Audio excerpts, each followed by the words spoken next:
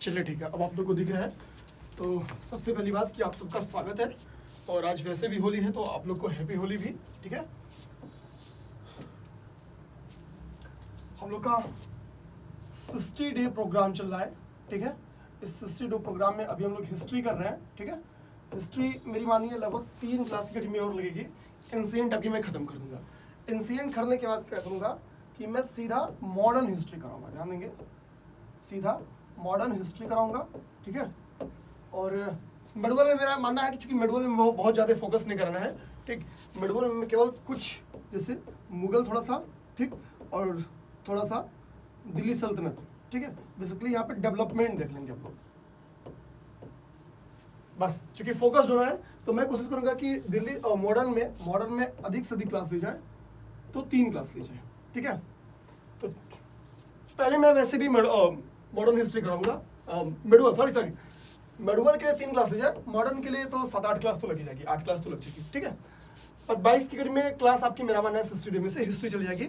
History time taken है भी। ठीक है, अगर हम लोग इस 60 डे की क्लास में पॉलिटी और इन्वायरमेंट इकोलॉजी छोड़ के, ठीक है, या इन्वायरमेंट इकोलॉजी शामिल कर लेते हैं, पॉलिटी और इकोनॉमिक्स इतना छोड़ के अगर हम लोग खत्म कर लेते हैं ना 60 डे में, ठीक, तो इसको मैं क्या करता हूँ, पॉलिटी आपका मैक्सिमम 3 दिन में खत्म हो जाएगा।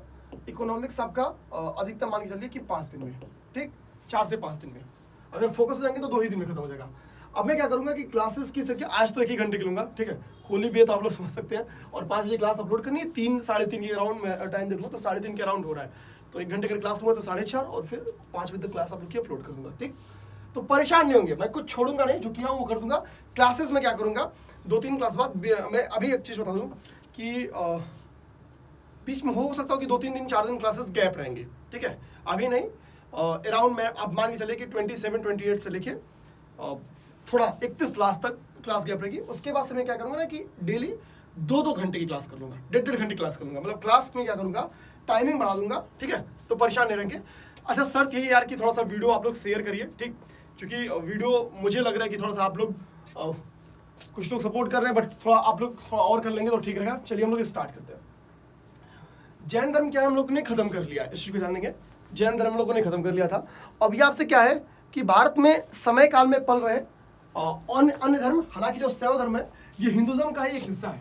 ठीक, शैव धर्म से ही पता चल जाता है कि भगवान शिव के जो उपासक रहे होंगे, ठीक है, उसको बेसिकली शैव धर्म कहते हैं। ठीक, इसी को ध्यान देंगे। तो यहाँ पे लिखा हुआ है कि भगवान शिव से संबंधित धर्म को क्या है, शैव धर्म कहा जाता है। इसमें बेसिकली क्या है कि लोग भगवान शिव के उपासक होते हैं, इस चीज को ध्यान देंगे। ऋग्वेद में शिव को रुद्र कहा गया है, तो रुद्र सबको पता है कि रुद्राभिषेक से ले लेंगे तो रुद्र शिव को कहा जाता है। ये सब बहुत बेसिक फैक्ट है, ये पेपर में नहीं पूछता है। ठीक है, इंपॉर्टेंट फैक्ट देखिए यहाँ पे लिखा हुआ है, कह रहा है कि मत्स्य पुराण में लिंग पूजा का पहला स्पष्ट वर्णन मिलता है। ये प्रीलिम्स के लिए वेरी इंपॉर्टेंट फैक्ट जान देंगे। शैव धर्म में बेसिकली ये प्रीलिम्स का सबसे इंपॉर्टेंट फैक्ट है, इस पे ध्यान देंगे कि मत्स्य पुराण में लिंग पूजा का पहला स्पष्ट साक्ष्य कहाँ मिलता है, तो मत्स्य पुराण में मिलता है।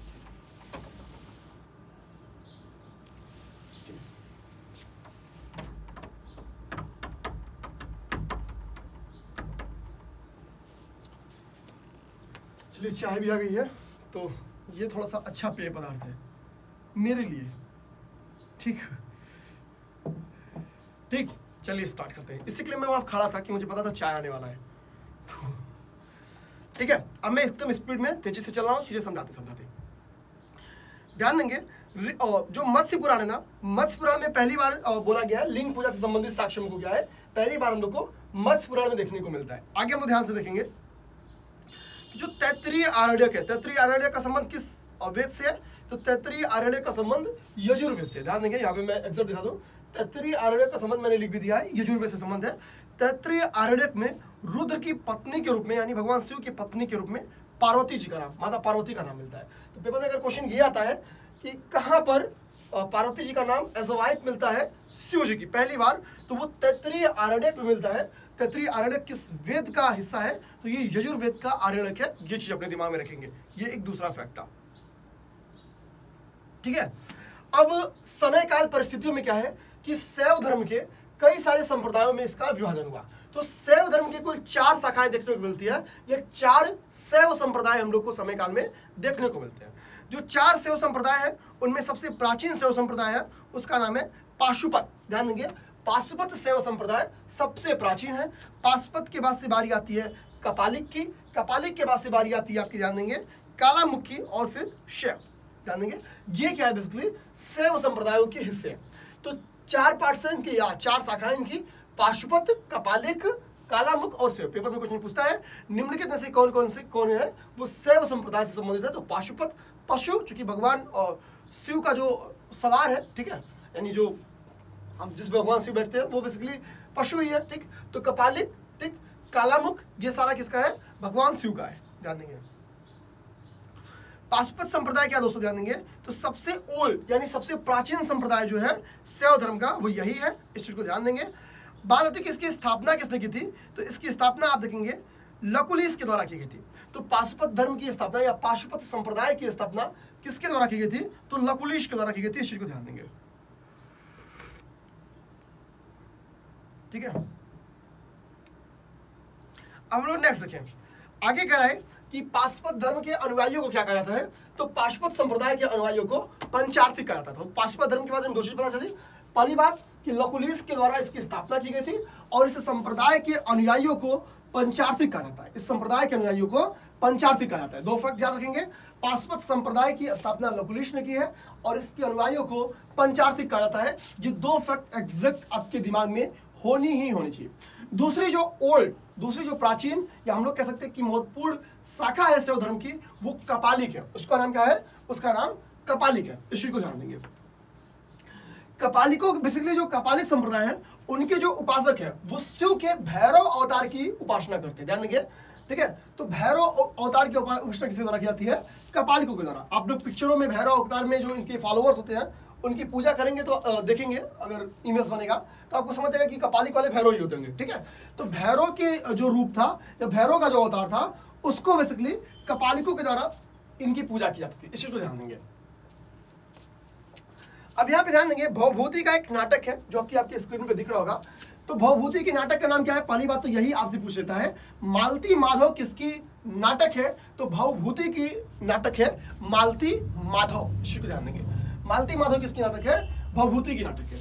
इस भवभूति नाटक से क्या पता चलता है, या भवभूति के इस नाटक से क्या जानकारी मिलती है कि श्रीशैल नाम का एक स्थान है जो कि कपालिकों का मुख्य केंद्र था। बेसिकली आप देखेंगे श्रीशैल नाम का स्थान किसका केंद्र था, कपालिकों का मुख्य केंद्र था। कपालिक किसके उपासक हुआ करते थे, तो शिव के भैरव रूप का उपासक किसने कौन करते थे, कपालिकों के द्वारा किया था। कपालिक के बाद अगला प्रमुख संप्रदाय कौन सा है, कालामुख संप्रदाय है। कालामुख संप्रदाय की चर्चा हम लोगों को कहां मिलती है, शिवपुराण में। शिवपुराण के अनुसार जो कालामुख संप्रदाय है उसके अनुयायियों को, उसके फॉलोअर्स को महाव्रतधर कहते थे, ध्यान देंगे। कालामुख संप्रदाय के लोगों को महाव्रतधर कहा जाता था, इस चीज को ध्यान देंगे। तो पेपर में क्वेश्चन आएगा कि जो शैव धर्म है उसके किस संप्रदाय के फॉलोअर्स को महाव्रतधर कहते थे, तो महाव्रतधर कहते थे किसके, शिवपुराण कालामुख संप्रदाय के फॉलोअर्स को। अब ध्यान देंगे कालामुख संप्रदाय के लोग बेसिकली आप लोग को देखने को भी मिलेगा, जो वो लोग होते हैं, क्या उनको बोलते हैं हम लोग, जो ब्लैक ब्लैक कपड़ा पहन के घूमते रहते हैं, खोपड़ी उपड़ी लेके, ठीक है। उनको क्या बोलते हैं हम लोग, कुछ नाम भूल रहा उनका, ठीक है। आप लोग समझ होंगे। बेसिकली वो क्या करते, क्या है कालामुख संप्रदाय के लोग कि नरकंकाल इनका बेसिकली कंकाल के इर्द गिर्द ही रहते ही हैं, ठीक है। बेसिकली हम लोग कह सकते हैं जो जहाँ पे डेड बॉडीज जलाई जाती हैं वही इनका मुख्य एरिया रहता है, हम लोग कह सकते हैं। तो वहां पे जो ये नर कंकाल पा जाते हैं, तो उन नर कंकालों में अगर नर कपाल पा गए तो उस नर कपाल में ही भोजन करते हैं। आप सोचिए कितने भयावह होते हैं लोग, ठीक है। तो नर कपाल में भोजन करेंगे, उसी में जल पिएंगे, उसी में सूरापान करेंगे, इस चीज को ध्यान देंगे। यानी जो इनका मेन पात्र होता है वो नर कपाल होता है, किसका, कालामुख संप्रदाय के फॉलोअर्स का, इस चीज को ध्यान देंगे।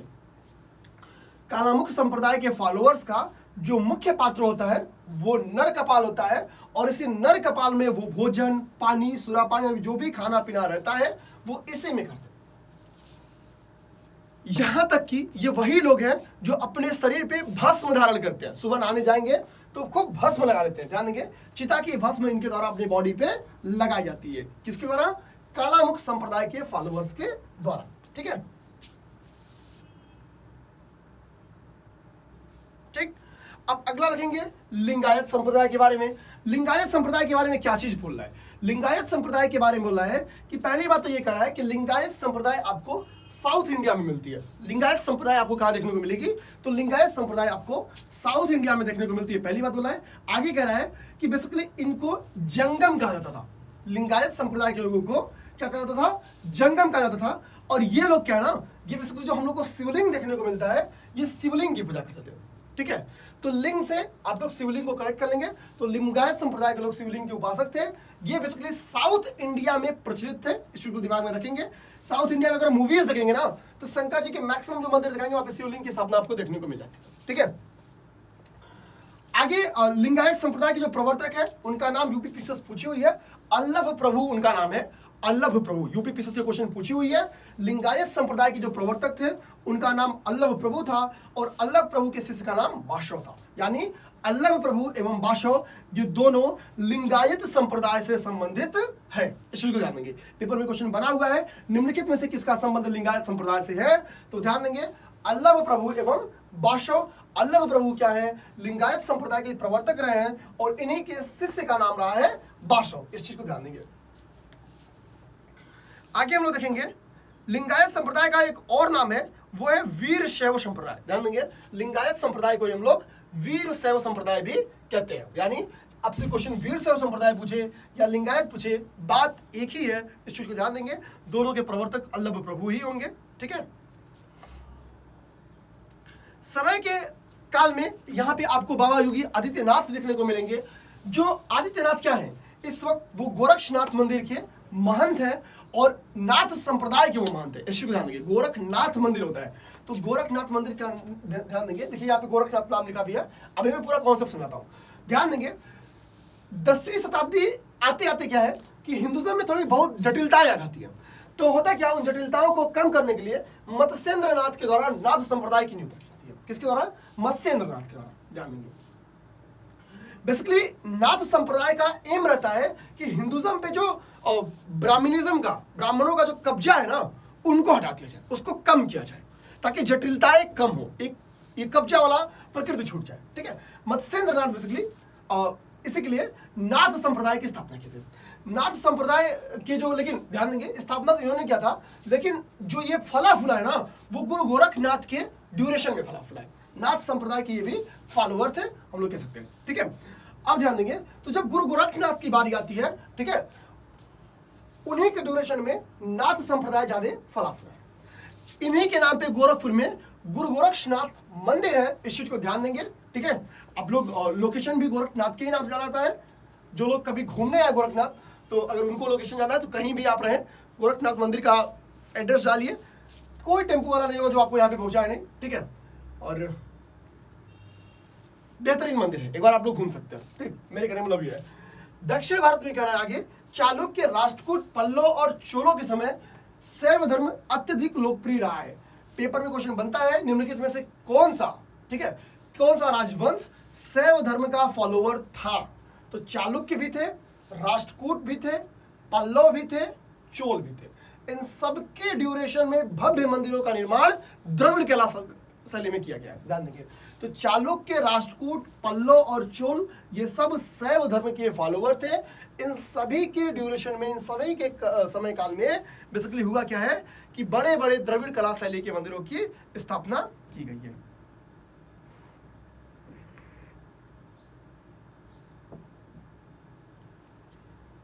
ठीक है, अब ध्यान देंगे जो हम लोग शक्ति का प्रतीक देखते हैं, जो शिव एवं पार्वती का मिसलिनियस मूर्ति हम लोग को देखने को मिलता है, वो शक्ति का प्रतीक है। उस शक्ति के प्रतीक की मूर्तियां सबसे पहले गुप्ता पीरियड में देखने को मिलती है। ये यूपी पीसीएस क्वेश्चन पूछिए, आप लोग बैक उठा के देखेंगे तो यहां से क्वेश्चन बना हुआ है कि शक्ति का जो प्रतीक है, ठीक है, वो कौन सी मूर्ति है? तो शिव एवं पार्वती की जो मिसलिनियस मूर्ति है वही है। और इस मिसलिनियस मूर्ति का निर्माण कब हुआ? गुप्त काल हुआ। गुप्त काल में ध्यान देंगे शैव धर्म काफी फला फूला है, इस चीज को ध्यान में रखेंगे। गुप्त काल में शैव धर्म भी काफी फला फूला है, इस चीज को दिमाग में रखना है। हम लोग को दो नाम सुनने को मिलता है, नयनार संत, ठीक है, ध्यान देंगे। और जो नयन वर्ड से आप लोग लेंगे, भगवान शिव के पास कितने नयन थे? 3 नयन थे। तो नयनार संतों का नाम आप लोग क्या करेंगे? पेपर में क्वेश्चन अगर आ गया तो नयनार संत किससे संबंधित है? तो ये ध्यान देना है, शिव से संबंधित है। शैव धर्म से संबंधित कौन से है? नैनार संत है। नैनार संत किससे संबंधित है? शैव धर्म से संबंधित है। यूपीपीसीएस क्वेश्चन पूछती है, ध्यान में रखेंगे। प्रमुख जो नैनार संत है उनका नाम भी कभी कभी यूपीपीसीएस पूछ लेती है। तो अपार, संबंदर और सुंदर मूर्ति, ठीक है, ये तीन प्रमुख क्या है? नैनार संत है। इस चीज को ध्यान देंगे। कुल 63 नैनार संतों में से प्रमुख क्या है? अपार, संबंदर और सुंदर मूर्ति, ये नैनार संत है। इस चीज को ध्यान में रखेंगे। अब देखिए मैंने क्या बोला कि राष्ट्रकूट क्या थे? शैव धर्म के फॉलोवर थे। तो आपको एग्जाम्पल देखने को यहां पे मिलेगा कि एलोरा में जो कैलाश मंदिर बनाया गया है वो राष्ट्रकूट शासकों के द्वारा बनाया गया है। तो भैया जब राष्ट्रकूट शासक क्यों कैलाश मंदिर बनवाएंगे इतना भव्य? क्योंकि उनकी इंटरेस्ट है, उनके फॉलोवर बेसिकली वो इसी धर्म को फॉलो करते हैं। तो नो डाउट जब वो इसी धर्म को फॉलो करते हैं तो वो क्या करेंगे कि इस बेसिकली शैव धर्म के से संबंधित मंदिरों का निर्माण करेंगे। इस चीज को ध्यान देंगे, ठीक है, शैव धर्म से संबंधित मंदिरों का निर्माण करेंगे। अब देखिए तो यहां पे सीधी सी बात क्या हो गई कि भाई इससे हमको क्या पता चलता है? जो कैलाश मंदिर था, कहां चला गया?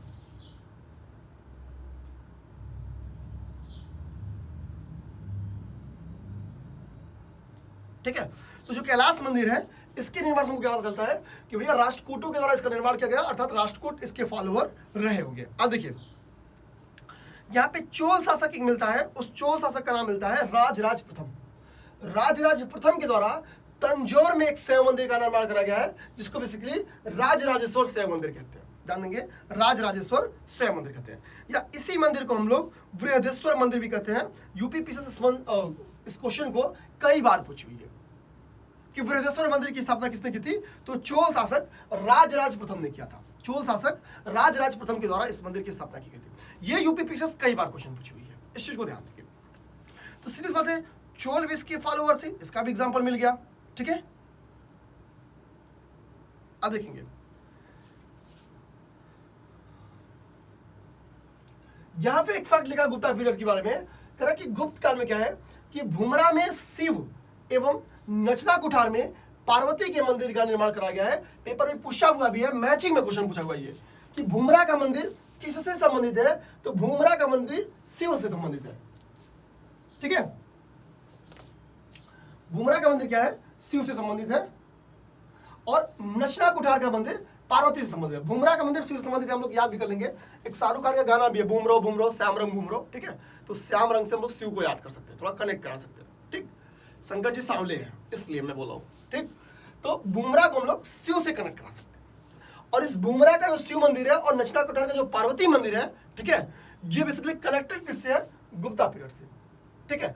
और अगर नचना कुठार में आप लोग फेमस हो जाए, थोड़ा सा सॉरी फंस जाए कि भैया पार्वती से संबंधित या शिव से, तो थोड़ा देखिए गेस कितनी बार आपका जो गेस वर्क है ना वो बहुत काम आएगा।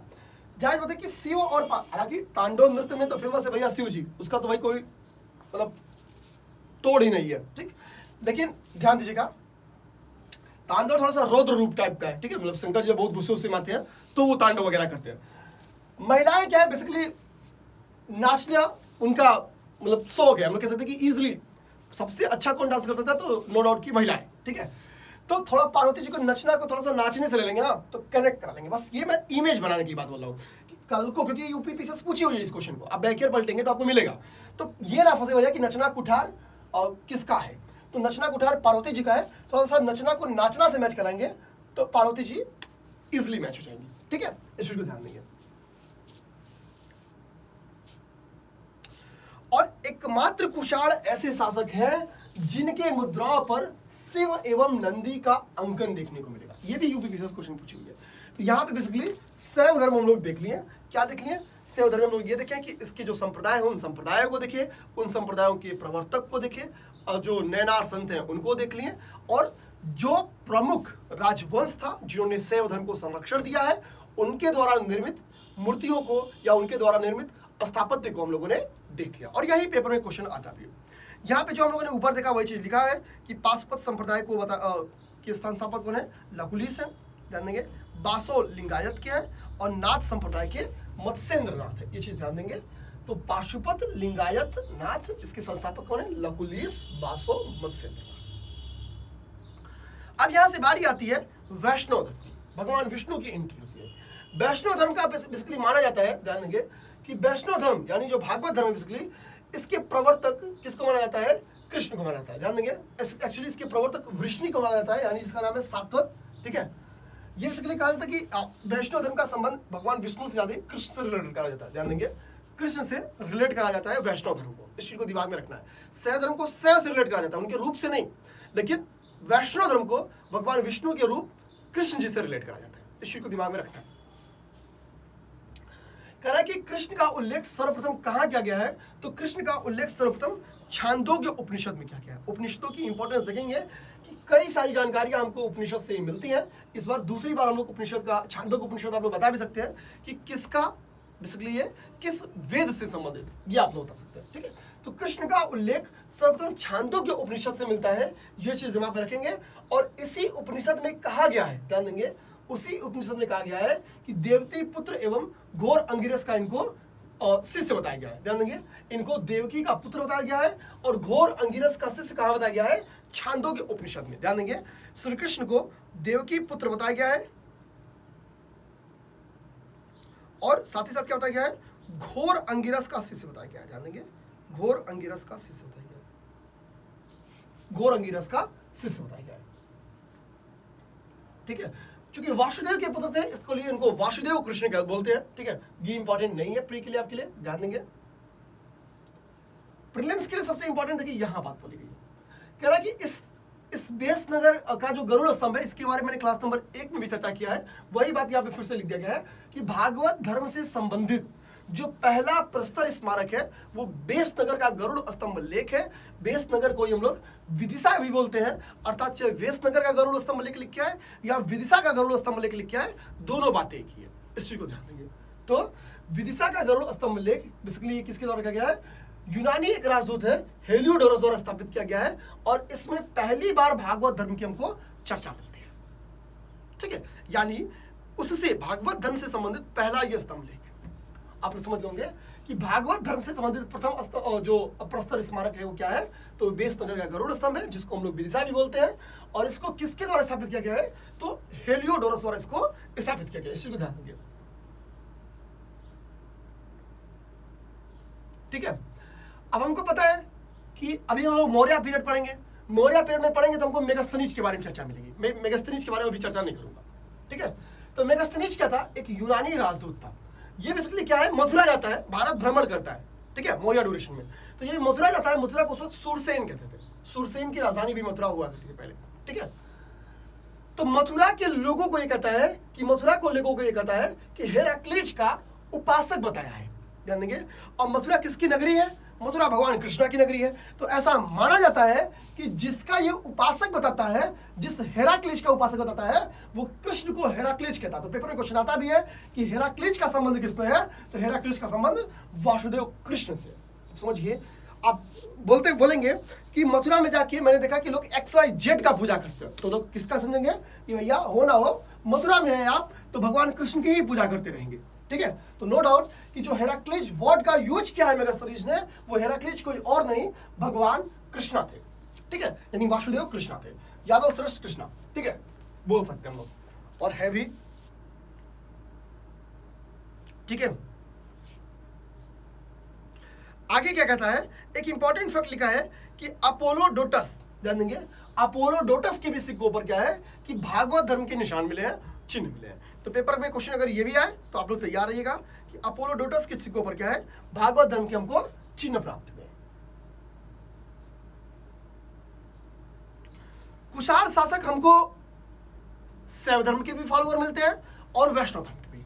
जो वैष्णव धर्म के कुषाण शासक फॉलोवर थे उनका नाम था हुविस्क और वासुदेव। ध्यान देंगे, तो एक का तो नाम ही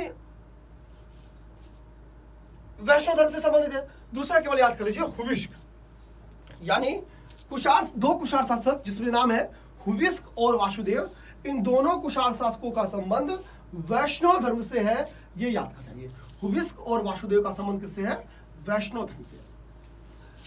ठीक है, आगे कह रहा है कि गुप्त नरेश वैष्णव मतानुयायी थे। ठीक है, ध्यान देंगे गुप्त नरेश क्या थे? गुप्ता बेसिकली वैष्णव धर्म से संबंधित थी। भले से कुछ हमको डेवलपमेंट देखने को सैव धर्म से भी मिल जाते हैं, लेकिन बेसिकली फोकस किससे है ना, तो गुप्ता जो है बेसिकली पीरियड वो वैष्णव धर्म से ही फेमस है। इस चीज को ध्यान देंगे, क्योंकि गुप्त शासकों का जो राजधर्म था वो वैष्णव धर्म ही था। इस चीज को ध्यान देंगे, ठीक है। और ऐसा माना भी जाता है कि गुप्त शासकों ने ही वैष्णव धर्म को चरमोत्कर्ष पे पहुंचाया था, क्योंकि गुप्ता पीरियड क्या है, ये एक ऑल इंडिया पीरियड है, मतलब अखिल भारतीय साम्राज्य की स्थापना की गई थी। इस विषय में ध्यान देंगे। तो नो डाउट कि जब गुप्त शासकों के द्वारा वैष्णव धर्म को संरक्षण दिया गया, तो जाहिर सी बात है जब एक अखिल भारतीय साम्राज्य था तो वैष्णव धर्म को चरमोत्कर्ष पे पहुंचाना कोई बड़ी बात नहीं थी। इसी को ध्यान देंगे। क्यों कहा जाता है कि गुप्त नरेश वैष्णव धर्मानुयायी थे, अर्थात इनका राजधर्म वैष्णव था। ध्यान देंगे मेरे यारों कि जो गुप्त धर्म थे, जो गुप्त शासक थे, उनकी उपाधियां आप लोग देखिए, उनकी उपाधि आपको परम भागवत मिलती है। ये परम भागवत किससे रिलेटेड है, ये वैष्णव धर्म से संबंधित है। तो चूंकि गुप्त शासक परम भागवत की उपाधि लेते थे, इससे समझ में आता है कि कहीं ना कहीं ये किसके फॉलोवर रहे होंगे, वैष्णव मतानुयायी रहे होंगे, ठीक। और पता क्या चलता है इनकी एक्टिविटी में भी आपको क्या है, वैष्णव धर्म देखने को मिलेगा। जैसे जो इनका राज चिन्ह था, वो राज चिन्ह क्या था, गरुड़। गरुड़ किसका वाहन है, गरुड़ भगवान विष्णु का वाहन है। इसी को ध्यान रखें, चूंकि गरुड़ भगवान विष्णु का वाहन है, यानी गरुड़ का संबंध किससे हो गया, भगवान विष्णु से हो गया, यानी भागवत धर्म से हो गया, ठीक है। इस चीज को ध्यान देंगे।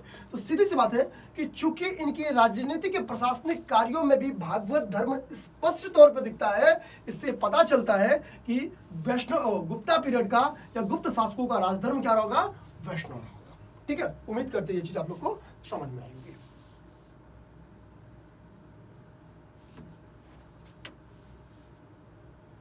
ठीक, यहां पे अमरकोश का जो डाटा है ये तो उतना इंपॉर्टेंट नहीं है, लेकिन अमरकोश बुक बहुत इंपॉर्टेंट है।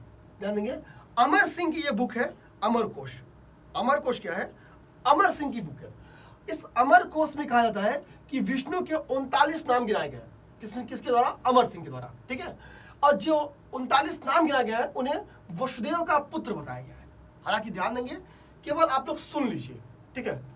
ये बातें अपने आप में अमर है, याद रख जाएगा कि अमरकोश में अमर सिंह के द्वारा अपने ही नाम के पे ये अमरकोश लिख दिया, उनके द्वारा लिखा गया, उसी के नाम पे लिख दिया अमरकोश, ठीक है। तो अमर सिंह के द्वारा अमरकोश लिखा गया है, ये पेपर में क्वेश्चन आया हुआ है, तो ये इंपॉर्टेंट है। हालांकि इसकी डाटा उतनी इंपॉर्टेंट नहीं है, ठीक है। अन्य जो भारतीय साम्राज्य, भारतीय शासक जो कि इस धर्म के फॉलोअर थे, यानी वैष्णव धर्म के, क्या लिखा है, जो वेंगी के पूर्वी चालुक्य शासक थे। एग्जैक्ट याद रखिएगा, ध्यान देंगे, वेंगी के पूर्वी चालुक्य शासक। पूर्वी चालुक्य वर्ड याद रखना है, ये चालुक्य का डिवीजन हुआ था पूर्वी और पश्चिमी। दिमाग रखेंगे कि वेंगी के पूर्वी चालुक्य शासक भी वैष्णव मतानुयायी थे। ध्यान देंगे, क्यों, क्योंकि इनका राज चिन्ह भी गरुड़ था। चूंकि पूर्वी चालुक्यों का भी राज चिन्ह गरुड़ था, इससे पता चलता है कि ये भी वैष्णव मतानुयायी रहे होंगे। राष्ट्रकूट शासक एक है, उसका नाम है दंतीदुर्ग। दंतीदुर्ग ने क्या है, एक दशावतार मंदिर का निर्माण कराया है। ध्यान देंगे, दंतीदुर्ग के द्वारा दशावतार मंदिर का निर्माण कराया गया है। इस 10 अवतारों का संबंध हमको पता है कि भगवान विष्णु से है, अर्थात क्या रिजल्ट निकलेगा, वो ये लोकेशन है भी कहां, एलोरा में।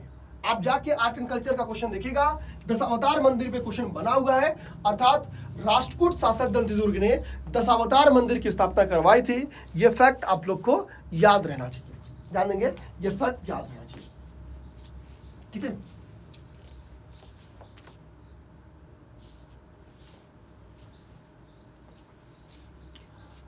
आप ध्यान देंगे, जैसे मैंने नैनार संतों के बारे में बताया कि नैनार संत शैव धर्म से संबंधित थे, उसी तरीके से अलवार संत किससे संबंधित है, वैष्णव धर्म से संबंधित है। अलवार संतों का संबंध किससे है, वैष्णव धर्म से।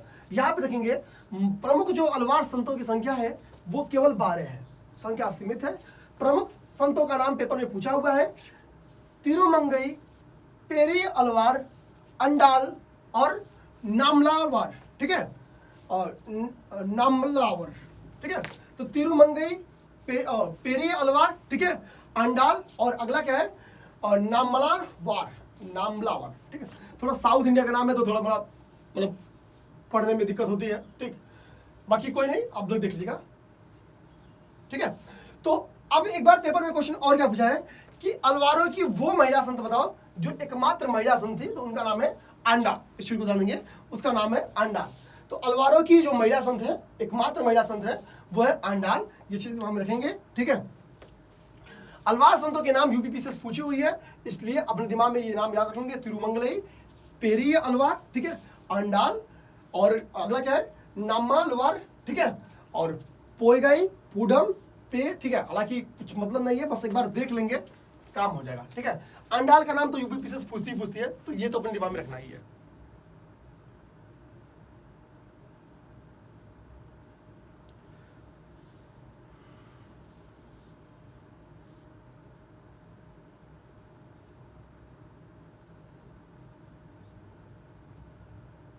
मैंने बताया कि राष्ट्रकूट शासक दत्तदुर्ग ने क्या है, दशावतार मंदिर की स्थापना करवाई। ध्यान देंगे, जो भगवान विष्णु के 10 रूप है, ठीक है, उसकी चर्चा हमको मत्स्य पुराण में मिलती है। ध्यान देंगे, भगवान विष्णु के 10 रूपों की चर्चा हमको मत्स्य पुराण में मिलती है। और ये क्या है, वो 10 रूप क्या है, आप लोग देख सकते हैं, मत्स्य, कुर्म, वाराह, नरसिंह, वामन, भगवान परशुराम, राम, कृष्णा, बुद्ध और कल्कि, ये 10 अवतार है, ठीक। वराह अवतार के बारे में UP PCS question already separate बना चुकी है। ध्यान देंगे, पेपर में क्वेश्चन पूछी है कि भगवान विष्णु के उस रूप को बताओ, वो कौन सा रूप है जिसमें उनको सागर से पृथ्वी का उद्धारक कहा गया है, जिसमें उनको सागर से पृथ्वी का उद्धार कहा गया है, तो वो रूप है कौन सा, वराह रूप है। इस चीज को ध्यान में रखेंगे। गुप्ता पीरियड में यही जो वराह अवतार है, ये सर्वाधिक फेमस हुआ है, इस चीज को ध्यान देंगे, ठीक है।